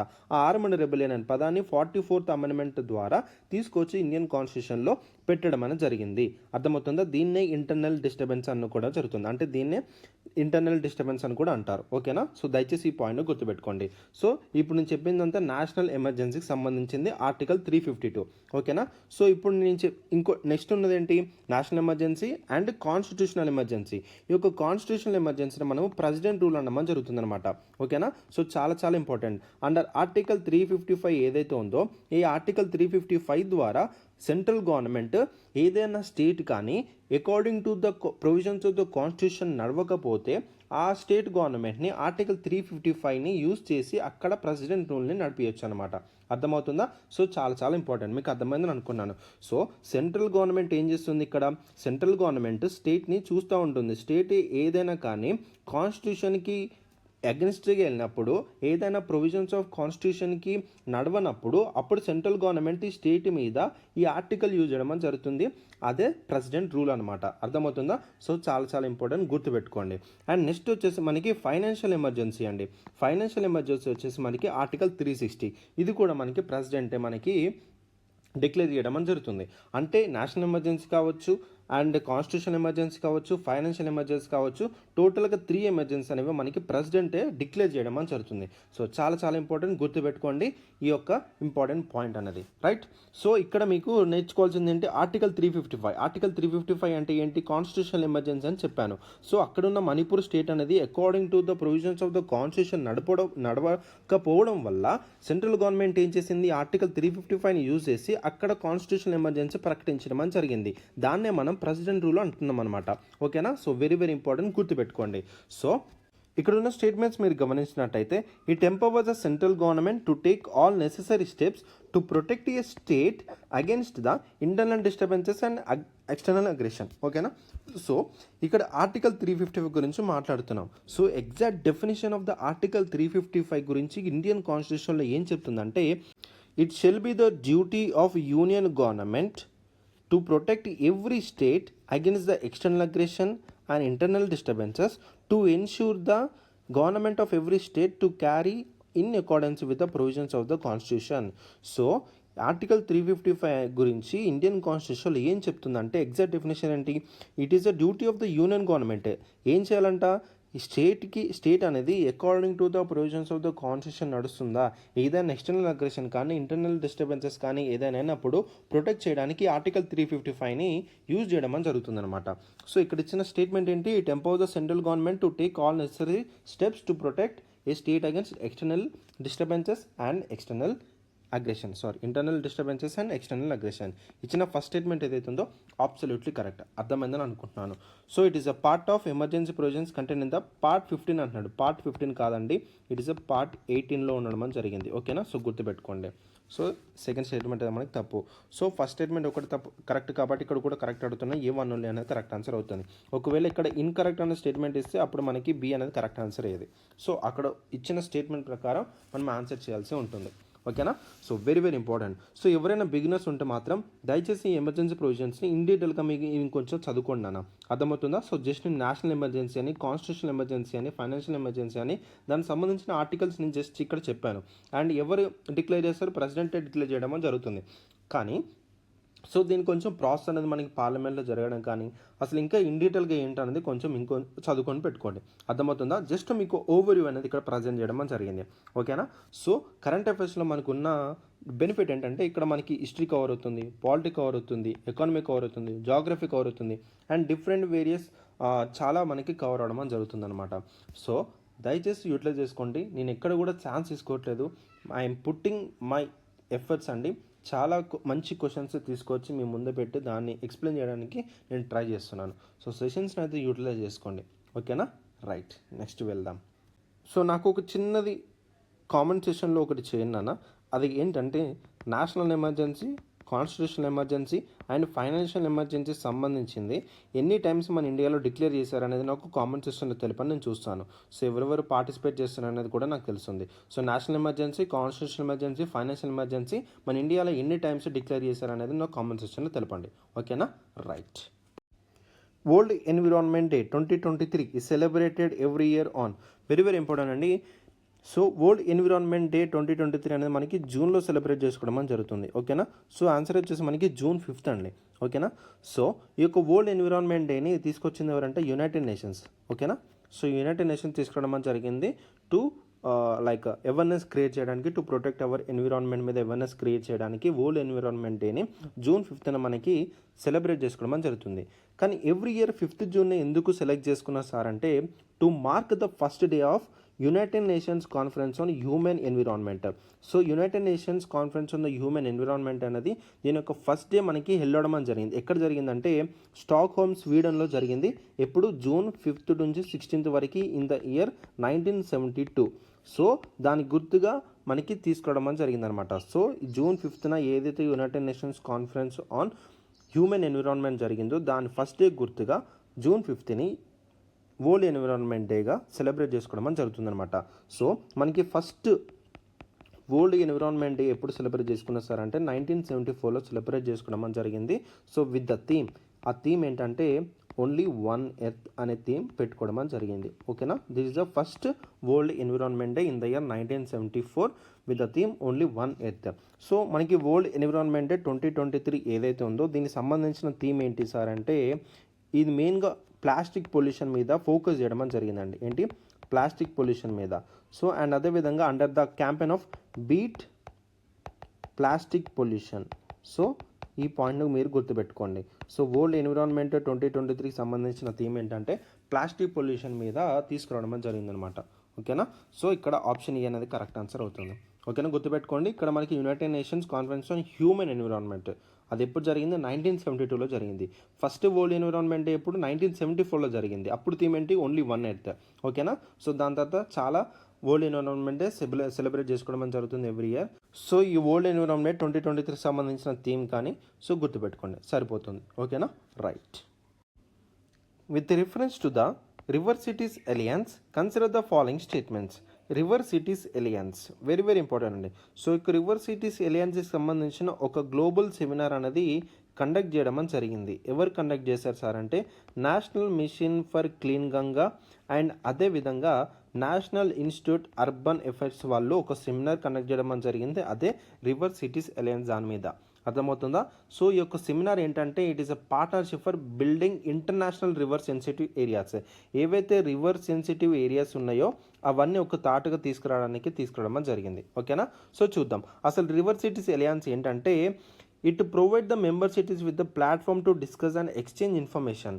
సో ఒక సస్టైనబుల్ మేనేజ్మెంట్ పర్పస్ కోసము ఏవైతే అర్బన్లో మనకి రివర్స్ ప్రవహిస్తూ ఉంటాయి కదా, ఆ రివర్ సస్టైనబుల్ మేనేజ్మెంట్ పర్పస్ కోసము అండ్ అదేవిధంగా ఒక సిటీకి సంబంధించిన అక్కడ ఏమైనా బెస్ట్ ప్రాక్టీస్ ఉంటే ఆ బెస్ట్ ప్రాక్టీస్ని ఇక్కడ ఇంప్లిమెంట్ చేయడానికి, ఇట్లా డిస్కస్ చేసుకోవడానికి, ఇన్ఫర్మేషన్ ఎక్స్చేంజ్ చేసుకోవడానికి ఈ రివర్ సిటీస్ అలయన్స్ని తీసుకురావడం జరిగిందనమాట. అర్థమవుతుందా? సో దాదాపు చూసుకుంటే ఈ యొక్క అలయన్స్లో ఒక 30 సిటీస్ వరకు ఉన్నాయండి. ఓకేనా, so the alliance has been launch initially with the 30 cities. దాని తర్వాత చాలా సిటీస్ జాయిన్ అయ్యి అనుకోండి. ఇనిషియల్గా 30 సిటీస్ అనేవి ఇనిషియల్గా లాంచ్ చేసినప్పుడు ఉండేదన్నమాట. సో ఈ యొక్క అలయన్స్ అనేది, ఈ యొక్క రివర్ సిటీస్ అలయన్స్లో ఎవరు జాయిన్ అవ్వచ్చు అంటే, ఇండియాలో రివర్ సిటీస్ సంబంధించిన ఎక్కడెక్కడ ఉన్నాయో ఆ రివర్ సిటీస్ అనే వాళ్ళు దీంట్లో అలయన్స్ అవ్వచ్చు. అర్థమవుతుందా? Any river city can join alliance at any time. ఓకేనా, రైట్. సో ఇక్కడ ఇచ్చిన స్టేట్మెంట్స్ చూస్తే, it has been launched with the objective to provide the member cities with the platform to discuss and exchange information on aspects that are vital for sustainable management of urban affairs, sharing best practices and supporting innovation. Absolutely correct statement అండి. River cities alliance తీసుకురావడానికి గల కారణం ఏంటంటే ఇక్కడ ఉన్న statements అయితే సరిపోతుంది. ఓకేనా, సో ఇక్కడ సెకండ్ స్టేట్మెంట్ చూడండి, the alliance is open to all river cities of India. Absolutely correct. A river city కానీ ఈ అలయన్స్లో ఎప్పుడైనా జాయిన్ కావచ్చు. ఇక్కడ ఇచ్చిన స్టేట్మెంట్ కూడా మనకి correct. So which of the both statements correct అడుగుతున్నాడు. సి బోత్ 1 and 2 అనేది మనకి కరెక్ట్ ఆన్సర్ అవుతుంది. ఓకేనా, సో చాలా చాలా ఇంపార్టెంట్, గుర్తుపెట్టుకోండి రివర్ సిటీస్ అలయన్స్ గురించి. Right. Consider the following statements regarding the T cell. చాలా చాలా ఇంపార్టెంట్ అండి. ఇది మీకు సైన్స్ అండ్ టెక్నాలజీలో అవుతుంది. ఓకేనా, సైన్స్ అండ్ టెక్నాలజీలో పార్ట్ అవుతుంది. సో మీకు బయోటెక్నాలజీ చదివేటప్పుడు టీ సెల్ గురించి చదువుతారు. ఓకేనా, సో టీ సెల్ అనేది మనం చదవాలంటే it is a type of white blood cell అండి. White blood cell. సో మనకి రెడ్ బ్లడ్ సెల్స్ ఉంటుంది, అలాగే వైట్ బ్లడ్ సెల్ ఉంటుంది. సో టీ సెల్ అనేది it is a type of white blood cell. చాలా చాలా ఇంపార్టెంట్, గుర్తుపెట్టుకోండి. అండ్ అదేవిధంగా it is a part of immune system. So immune సిస్టంలో పార్ట్ టీ సెల్ అనేది. ఓకేనా, సో మన బాడీని ఏదైనా ఇన్ఫెక్షన్ నుంచి ప్రొటెక్ట్ కావడానికి అండ్ అదేవిధంగా కొన్ని క్యాన్సర్ పేషెంట్స్ ఉంటాయి కదా, వాటి నుంచి కూడా ఫైట్ చేయడానికి టీ సెల్ అనేది చాలా హెల్ప్ చేయడం అని జరుగుతుందన్నమాట. సో చాలా చాలా important. So it will help protect the body from infection నుంచి ప్రొటెక్ట్ చేయడానికి టీ సెల్ అనేది మనకి చాలా బాగా ఉపయోగపడుతుంది. అండ్ అదేవిధంగా ఇందులో మనకి 2 టైప్స్ ఉంటాయండి. ఓకేనా, సో 1 టైప్ వచ్చేసి మనకి సైటోటాక్సిక్ సెల్. ఈ సైటోటాక్సిక్ సెల్ వచ్చేసి మనకి ఏంటంటే, ఏదైనా ఇన్ఫెక్టెడ్ సెల్ ఉంటుందో ఆ ఇన్ఫెక్టెడ్ సెల్ని టోటల్గా డిస్ట్రాయ్ చేయడం అని జరుగుతుంది. ఈ సైటోటాక్సిక్ సెల్ చేసే పని ఏంటి, ఇన్ఫెక్టెడ్ సెల్స్ని టోటల్ డిస్ట్రాయ్ చేస్తుంది. అండ్ ఇంకొకటి వచ్చేసి మనకి హెల్పర్ సెల్స్ అండి. ఈ యొక్క హెల్పర్ సెల్స్ ఏం చేస్తుందంటే సిగ్నల్స్ సెండ్ చేయడం అని జరుగుతుంది అనమాట. సో ఏంటి అంటే ఇమ్యూనో సెల్స్ ఉంటాయి కదండి. సో ఇమ్యూనో సెల్స్ ఉంటాయి. ఈ ఇమ్యూనో సెల్స్కి సిగ్నల్స్ సెండ్ చేయడం అని జరుగుతుంది. ఎందుకొరకు సెండ్ చేస్తుంది, ఏదైనా ఇన్ఫెక్షన్ ఏర్పడినప్పుడు ఆ ఇన్ఫెక్షన్తో ఫైట్ చేయని చెప్పేసి సిగ్నల్స్ చేయడం అని జరుగుతుంది ఈ యొక్క హెల్పర్ సెల్ అనేది. అర్థమైందా? సో టీ సెల్ మనకి 2 టైప్ ఆఫ్ సెల్స్ ఉంటాయి. ఒకటి వచ్చేసి మనకి సైటోటాక్సిక్ సెల్, ఇన్ఫెక్టెడ్ సెల్స్ని టోటల్గా డిస్ట్రాయ్ చేస్తుంది. అండ్ హెల్పర్ సెల్ ఏం చేస్తుంది, ఇమ్యూన్ సిస్టమ్కి ఒక ఇన్ఫెక్షన్ వచ్చిందా, ఆ ఇన్ఫెక్షన్ని ఫైట్ చేయని చెప్పేసి సిగ్నల్ సెండ్ చేయడం అని జరుగుతుంది అనమాట. అది హెల్పర్ సెల్. అర్థమైందని అనుకుంటున్నాను, రైట్. సో ఇక్కడ మనకి చూసినట్టయితే statement it is a type of red blood cell అంటున్నాడు. సో తప్పండి, it is a white blood cell. ఓకేనా, గుర్తుపెట్టుకోండి. So T cells are part of immune system and help protect the body from infection. Absolutely correct. నేను దగ్గర చెప్పింది immune సిస్టమ్ని మనం protect చేయడానికి తీసుకురావడం జరిగింది. ఏ విధంగా ప్రొటెక్ట్ చేస్తుంది? సో ఇక్కడ మనకి ఇన్ఫెక్టెడ్ సెల్స్ ఏవైతే ఉన్నాయో టోటల్గా డిస్ట్రాయ్ చేస్తుంది. అండ్ ఏవైనా ఇన్ఫెక్షన్స్ వచ్చింది అని చెప్పేసి ఇమ్యూన్ సిస్టమ్కి సిగ్నల్స్ చేయమని జరుగుతుంది. ఆ ఇన్ఫెక్షన్ని ఫైట్ చేయమని, ఇన్ఫెక్షన్కి తో ఫైట్ చేయమని చెప్పేసి. సో ఈ విధంగా టీ సెల్ అనేది మన బాడీని ప్రొటెక్ట్ చేయడం అని జరుగుతుంది అనమాట. ఓకేనా. So very very important. ఇక్కడ ఇచ్చిన 2 స్టేట్మెంట్స్లో సెకండ్ స్టేట్మెంట్ ఒక్కటే కరెక్ట్ కాబట్టి B2 ఓన్లీ మనకి కరెక్ట్ ఆన్సర్ అవుతుంది. ఓకేనా, right. Consider the following statements regarding national tiger conservation authority. So very very important అండి. సో రీసెంట్గా ఒక నేషనల్ టైగర్ కన్జర్వేషన్ అథారిటీ వాళ్ళు ఈ యొక్క రతన్బోట్ టైగర్ రిజర్వ్ నుంచి ఒక 3 టైగర్స్ని షిఫ్ట్ చేయడానికి అప్రూవ్ అని చేయడం జరిగిందనమాట. So national tiger conservation authority గురించి కొన్ని ఇంపార్టెంట్ ఫ్యాక్ట్స్ అనేది తెలుసుకుందాం మనం ఇప్పుడు. ఓకేనా. So it is under the ministry of environment, forest and climate change అండి. So very very important. Ministry of environment, forest and climate change కింద మనకు ఉండడం జరుగుతుంది. అండ్ అదేవిధంగా ఇది మనకి స్టాచ్యుటరీ బాడీ. స్టాచ్యుటరీ బాడీ అంటే అర్థం ఏంటండి? సో మనకి టోటల్గా 3 బాడీస్ ఉండమని జరుగుతుందండి. సో ఏంటది? Constitutional body, statutory body and executive body. So constitutional body వచ్చేసి మనకి ఇండియన్ కాన్స్టిట్యూషన్లో మెన్షన్ చేయబడింది, దానికి సపరేట్ ఆర్టికల్స్ ఉండమని జరుగుతుంది. సో ఒరిజినల్గా కాన్స్టిట్యూషన్లో ఉండొచ్చు, లేకపోతే ఏదైనా అమెండ్మెంట్ చేసి ఇండియన్ కాన్స్టిట్యూషన్లో ఆ బాడీని ఏర్పడితే దాన్ని కాన్స్టిట్యూషనల్ బాడీ అనమని జరుగుతుంది. ఇప్పుడు స్టాచ్యుటరీ బాడీ అంటే అర్థం ఏంటంటే ఏదైనా ఒక యాక్ట్ ద్వారా, ఏదైనా ఒక పార్లమెంట్ యాక్ట్ ద్వారా ఆ బాడీ ఏర్పడితే దాన్ని మనం స్టాచ్యుటరీ బాడీ అంటాం. స్టాచ్యూ అంటే ఇది నథింగ్ బట్ ఏ లా అని అర్థం అనమాట. అర్థమవుతుందా? సో ఏదైనా బాడీ ఒక యాక్ట్ ద్వారా కానీ ఏదైనా లా ద్వారా కానీ ఏర్పడితే దాన్ని మనము స్టాచ్యుటరీ బాడీ అనడం జరుగుతుంది అనమాట. సో నెక్స్ట్ మనకి ఎగ్జిక్యూటివ్ బాడీ. ఎగ్జిక్యూటివ్ బాడీ అంటే ఈ బాడీ ఉంటే బాగుంటుందని చెప్పేసి ఒక ఎగ్జిక్యూటివ్ రెజల్యూషన్ ద్వారా ఆ బాడీని ఏర్పడితే దాన్ని మనం ఎగ్జిక్యూటివ్ బాడీ అంటాం అనమాట. సో బెస్ట్ ఎగ్జాంపుల్ మనం నీతి ఆయోగ్ అని చెప్పవచ్చు. That is executive body. అర్థమైందని అనుకుంటున్నాను. సో ఈ నేషనల్ టైగర్ కన్జర్వేషన్ అథారిటీ వచ్చేసి మనకి స్టాచ్యుటరీ బాడీ. మరి స్టాచ్యుటరీ బాడీ అంటే ఏదైనా ఒక యాక్ట్ ద్వారా మనకి ఎస్టాబ్లిష్ అవ్వాలి కదా. అది ఎప్పుడు అంటే under act of wild life protection act 1972 ద్వారా తీసుకురావడం జరిగింది in the year 2006.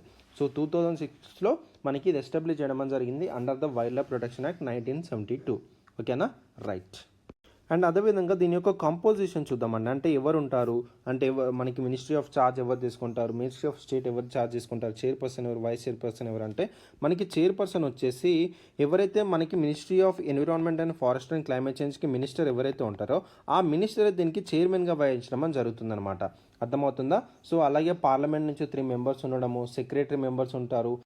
Vice chairman కూడా మనకి ఎవరైతే ministry of environment and forest and climate చేంజ్కి మినిస్ట్రీ ఆఫ్ స్టేట్ ఎవరైతే ఉంటారో వాళ్ళు వైస్ చైర్మన్గా వహించడం జరుగుతుంది. మనకి చైర్మన్ సరిపోతుందని అక్కడి వరకు గుర్తుపెట్టుకుంటే చాలు. సో ఇక్కడ ఇచ్చిన స్టేట్మెంట్స్ చూస్తే it is a statutory body. Absolutely correct. Under the ministry of environment, forest and climate change. So మనల్ని ఇక్కడ కన్ఫ్యూజ్ చేయడానికి స్టాచ్యుటరీ బాడీ కాకుండా వేరే బాడీ అనేస్తాడు, అంటే కాన్స్టిట్యూషనల్ బాడీ అనేస్తాడు, లేకపోతే నాన్ కాన్స్టిట్యూషనల్ బాడీ అనేసి మనల్ని కన్ఫ్యూజ్ చేస్తాడు. ఓకేనా. సో ఇక్కడ మనల్ని కన్ఫ్యూజ్ చేయడానికి ఛాన్స్ ఇక్కడ ఏంటంటే ఇక్కడ మనకి మినిస్ట్రీ వేరే తీయడం జరుగుతుందండి. అర్థమవుతుందా? సో మినిస్ట్రీ ఏంటి అండ్ బాడీ ఏంటి అనేది కూడా ఇక్కడ కరెక్ట్ ఇచ్చాడు కాబట్టి సో ఫస్ట్ స్టేట్మెంట్ అనేది మనకి కరెక్ట్ అవడం జరుగుతుంది. ఓకేనా. So the secretary of ministry of environment and forest and climate change acts as the chairperson of national tiger conservation authority. So national tiger conservation అథారిటీకి చైర్మన్గా వహించేది ఎవరని చెప్తున్నాడు? Secretary of ministry of environment and forest climate change ఎవరైతే secretary ఉంటారో ఆ person మనకి చైర్పర్సన్గా ఉంటాడు అని చెప్తున్నాడు. కానీ ఎవరు ఉంటారు? ఎవరైతే ministry of environment and forest climate చేంజ్కి మినిస్టర్కి ఎవరైతే వహిస్తారో వాళ్ళే చైర్మన్గా వహించడం అని జరుగుతుంది. సో సెక్రటరీ కాదు. అందుకే ఈ స్టేట్మెంట్ అనేది మనకి తప్పు అవుతుంది. So which of the above statements correct కాబట్టి సో A1 ఓన్లీ మనకి కరెక్ట్ ఆన్సర్ అవుతుంది. ఓకేనా. సో అర్థమైందని అనుకున్నాను. సో చాలా చాలా important.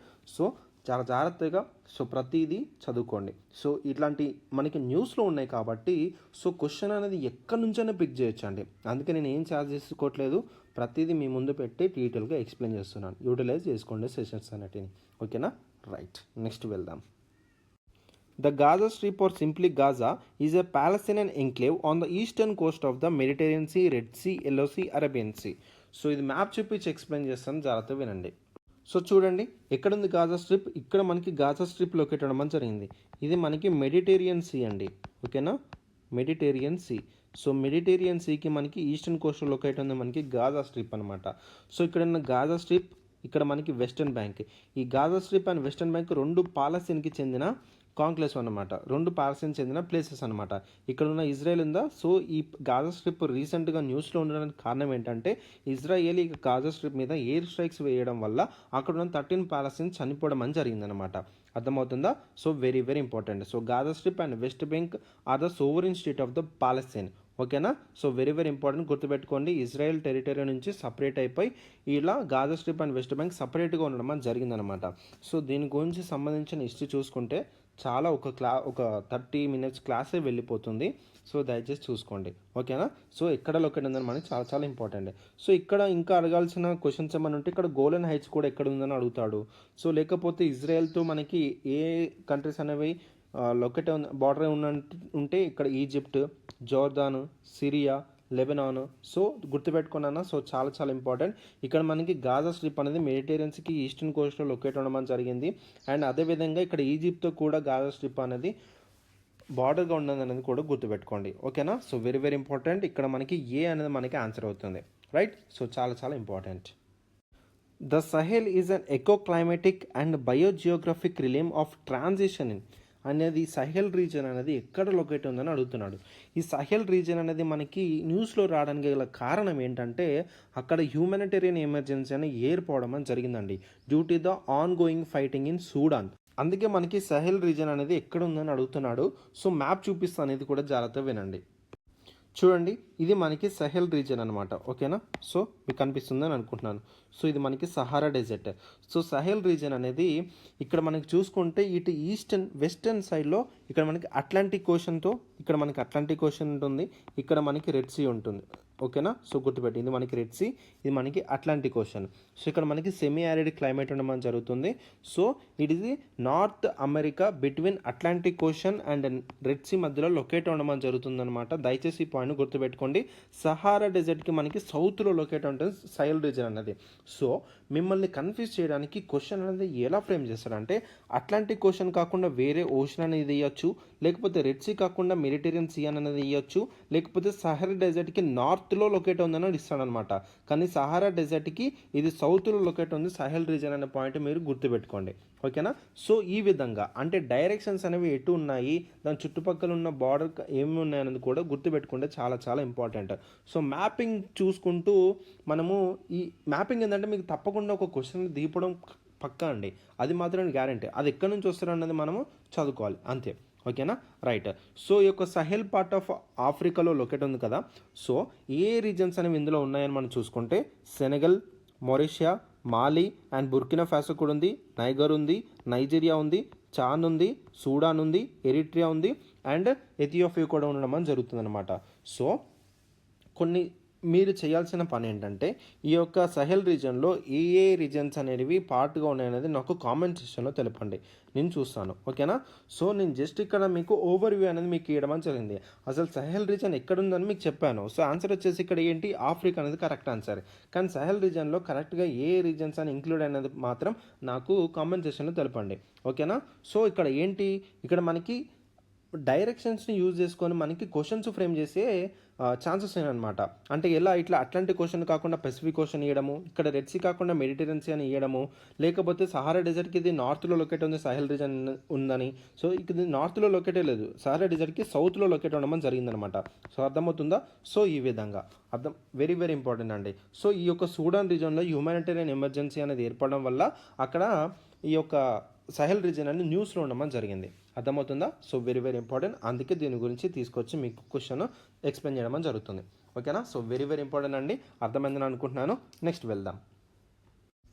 Cyclone Mocha, recently seen in the news, is formed over which one of the following seas? Arabian Sea, Bay of Bengal, Baltic Sea, Sea of Japan. నాకు ఇది comment సెక్షన్లో అనేది ఆన్సర్ చేయండి అన్న. So very very important. So నేను చెప్తాను, next class వచ్చినప్పుడు మీకు ఇన్ డీటెయిల్గా ఎక్స్ప్లెయిన్ చేస్తాను. మీరు ఇంకా చేయాల్సిన హోంవర్క్ ఏంటంటే అసలు సైక్లోన్స్ అనేవి ఏ విధంగా ఏర్పడతాయి అనేది కూడా కొంచెం హోంవర్క్ అనేది చేయండి. సో దానికి కావాల్సిన టెంపరేచర్ ఏంటి, దానికి కావాల్సిన కొన్ని క్యారెక్టరిస్టిక్స్ అనేవి ఉంటాయి. సైక్లోన్ ఏర్పడతాయి, ఈ క్యారెక్టరిస్టిక్స్ ఉంటే సైక్లోన్ అనేది ఏర్పడుతుంది అనేది కొన్ని క్యారెక్టరిస్టిక్స్ ఉంటాయి. ఆ క్యారెక్టరిస్టిక్స్ అనేవి చదవండి, చాలా చాలా important. What are the futures of the cyclone చదువుకోండి. సో అండ్ అదేవిధంగా ఈ సైక్లోన్ మోచా అనేది ఎక్కడ మనకు కనిపించింది రీసెంట్గానే చదవండి. అండ్ ఈ యొక్క సైక్లోన్ మోచా అని అండ్ లేకపోతే వేరే వేరే డిఫరెంట్ నేమ్స్తో మనము వింటూనే ఉంటాం న్యూస్లో. ఆ నేమ్స్ ఎవరు ఇస్తారు అనేది కూడా చదువుకోండి, ఓకేనా. So very very important. మనకి సైక్లోన్ అనేది చాలా ఇంపార్టెంట్ టాపిక్ అండి. మనకి క్వశ్చన్స్ సంబంధించిన అంటే జాగ్రఫీకి సంబంధించిన క్వశ్చన్ రావాలంటే సైక్లోన్ అనేది చాలా ఇంపార్టెంట్ టాపిక్. ఏ కాంపిటేటివ్ ఎగ్జామ్ అయినా కావచ్చు, అర్థమవుతుందా. సో నాకు ఇది కామెంట్ సెక్షన్లో ఆన్సర్ చేయండి. అండ్ మీరు చేయాల్సిన హోంవర్క్ ఏంటి, సైక్లోన్ గురించి చదవండి. What are the features of the cyclone and అది ఎలా ఏర్పడుతుంది ఏంటి, దానికి కావాల్సిన టెంపరేచర్ ఎంత, ఎక్కడ ఏర్పడుతుంది, సో అనేది టోటల్గా చూసుకోండి. అండ్ ఇది నాకు కామెంట్ సెక్షన్లో ఆన్సర్ చేయండి, ఓకేనా. రైట్. సో నెక్స్ట్ సెషన్లో కలుసుకుందాం. So until then keep reading and this is Pavan and I'm signing off. Bye.